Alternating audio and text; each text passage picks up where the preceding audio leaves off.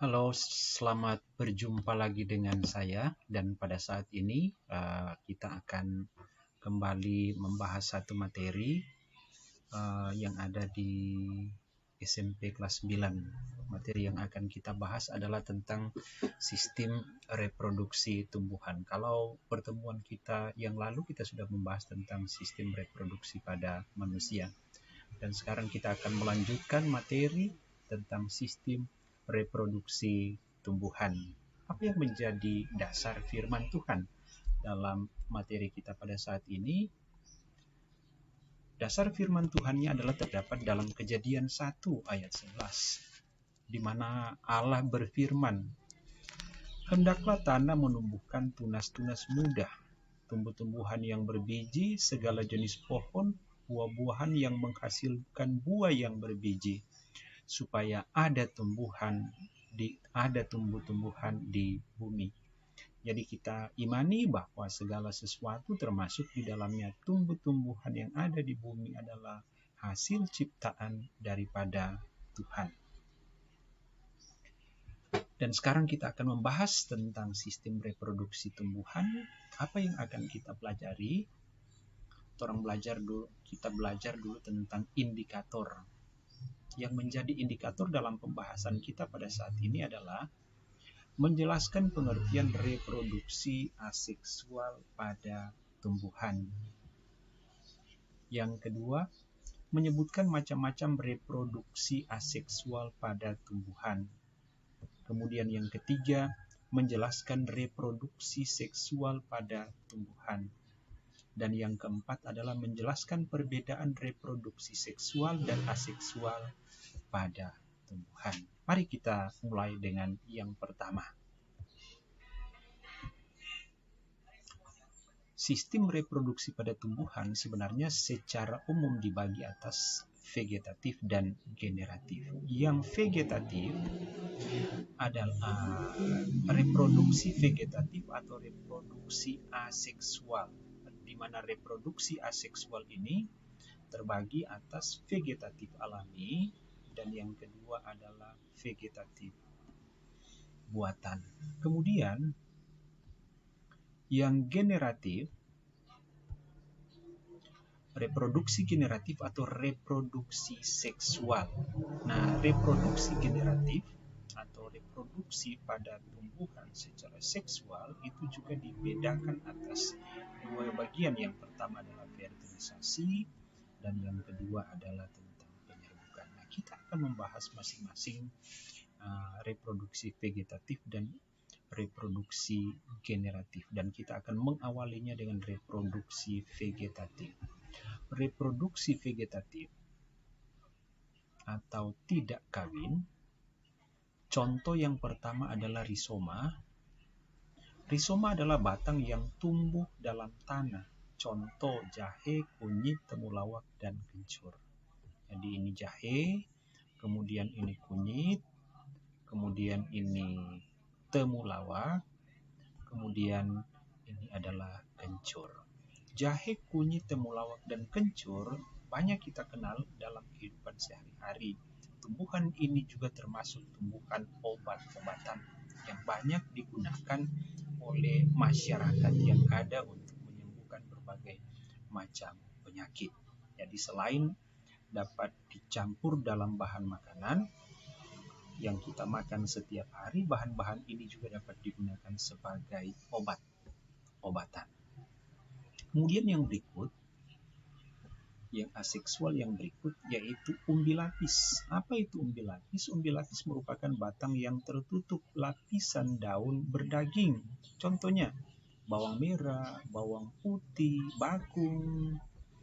Jadi bawang merah, bawang putih, kemudian bakung, ini adalah tanaman yang berkembang dengan umbi lapis. Kemudian yang berikut, umbi batang, tambah tanaman yang berkembang biak dengan umbi batang.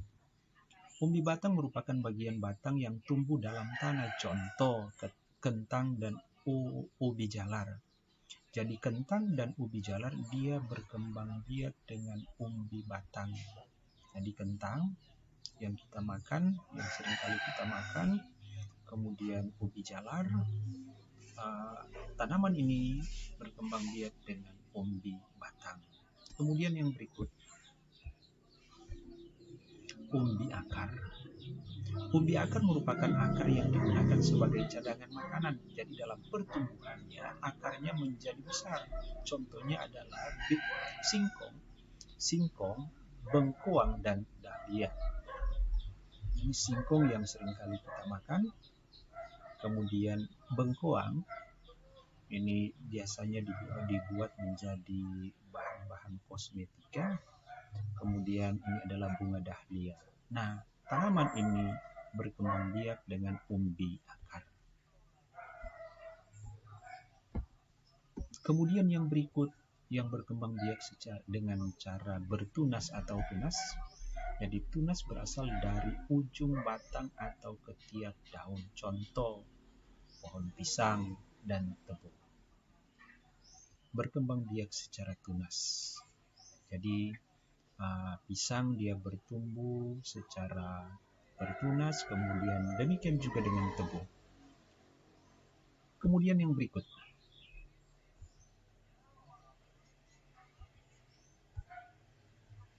tunas adventif.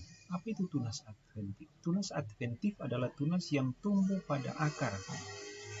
Contoh, cemara atau pada tepi daun. Contoh pada cocor bebek.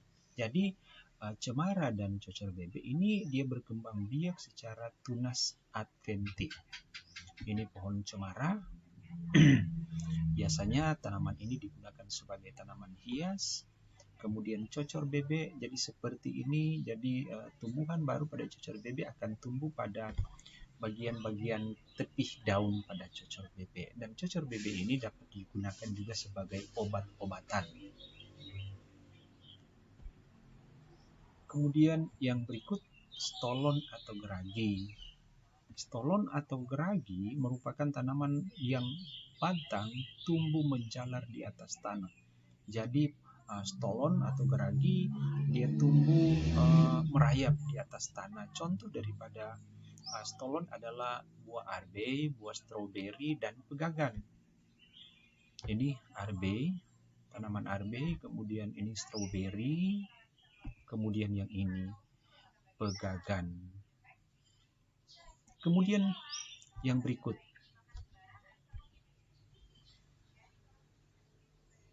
masih secara aseksual, yaitu membentuk spora. Jadi membentuk spora, tanaman ini berkembang biak dengan membentuk spora. Contohnya adalah lumut dan paku. Jadi lumut dan paku dia berkembang biak dengan cara membentuk spora. Seringkali kita melihat di sekitar kita, di belakang rumah kita ada lumut, atau di dinding pagar kita ada lumut. Kemudian kita juga seringkali mengkonsumsi tanaman paku atau yang dijadikan makanan. Kalau di sini kita seringkali mengkonsumsi tanaman paku tersebut. Kemudian yang berikut, masih dalam vegetatif buatan yang reproduksi aseksual. Contohnya adalah mencangkok, merunduk, menyambung, kemudian enten atau menempel atau okulasi, dan yang berikut adalah stek. Nah, cara mengembangkan tanaman-tanaman selain seperti yang sudah dijelaskan tadi, ini yang vegetatif buatan, mencangkuk, merunduk, menyambung atau enten, kemudian menempel atau okulasi, dan yang berikut atau stek. Jadi mencangkuk seperti kita lihat, ini adalah tanaman yang proses pencangkokan. Proses pencangkokan itu dimulai ketika kita menyayat bagian tanaman, kita ambil kulitnya, kemudian bagian yang kita sayat, kita bungkus dengan tanah atau media yang ada. Kemudian setelah dia bertumbuh, bagian ini akan berakar. Setelah dia berakar, maka kita akan potong di bagian sini dan kita akan tanam, akan menjadi tumbuhan yang baru. Kemudian yang berikut mengokulasi. Mengokulasi banyak dilakukan oleh orang-orang yang ada di sini. Contoh mengokulasi rambutan, mengokulasi buah durian, dan lain-lain. Jadi mereka mengambil bagian cabang daripada tumbuhan yang akan dikembangbiakan, kemudian ditempel pada batang induk. Kemudian yang berikut menyambung.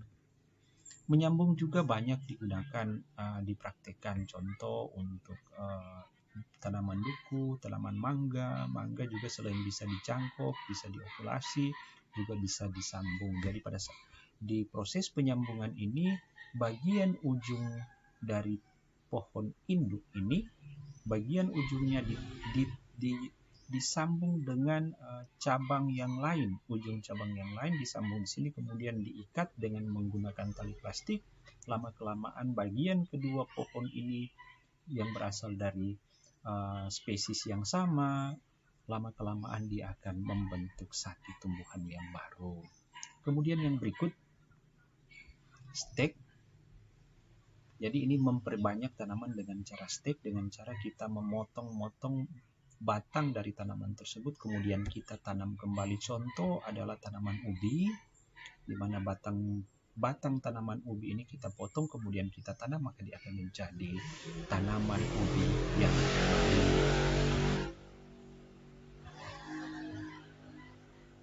Kemudian reproduksi generatif pada tanaman. Reproduksi generatif merupakan pembentukan individu baru dengan adanya peleburan antara gamet jantan dan gamet betina.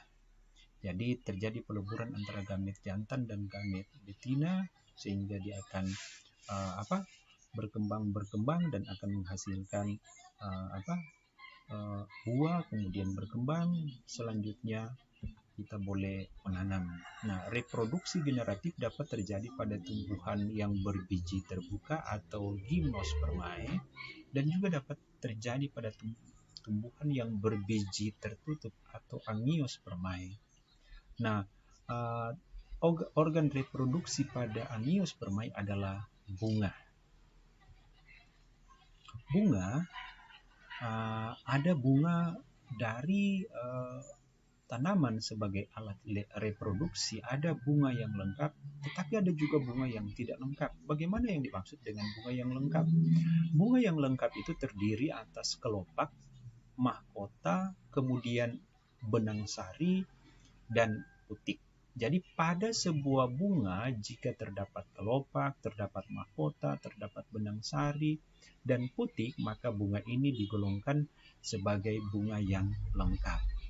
Nah, ini adalah gambaran bunga yang lengkap. Ini ada mahkotanya, ada ini kepala sarinya, ini ada benang sarinya, kemudian ini kepala putih, kemudian yang ini tangkai putih, kemudian yang ini adalah bakal biji, kemudian ini adalah tangkai daripada bunga, kemudian ini dasar daripada bunga, kemudian yang ini adalah kelopak.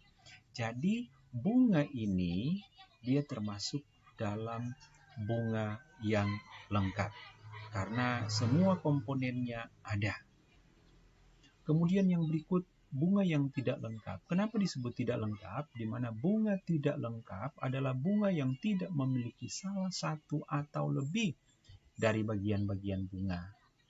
Ada bunga yang tidak memiliki kelopak, ada bunga yang tidak memiliki mahkota. Nah, bunga-bunga ini termasuk dalam bunga yang tidak lengkap. Contohnya adalah bunga Kamboja dan bunga kelapa. Jadi bunga kelapa ini dia termasuk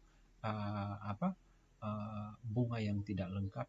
Bagian alat reproduksi daripada bunga ini ada bagian-bagian yang tidak ada. Contoh di sini tidak ada mahkotanya. Ini adalah bunga. Kemudian yang berikut adalah perbedaan reproduksi seksual dan reproduksi aseksual pada tumbuhan. Jadi, perbedaan antara yang vegetatif dan generatif. Kalau vegetatif itu terjadi tanpa penyerbukan. Jadi, tanpa penyerbukan maka akan tercipta makhluk hidup yang baru. Sedangkan pada generatif itu terjadi dengan penyerbukan, proses penyerbukan.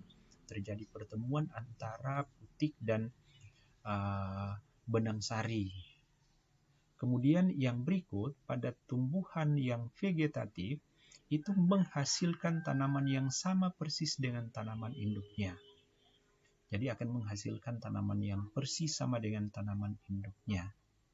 Kemudian yang generatif itu menghasilkan tanaman yang memiliki sifat gabungan dari kedua induknya.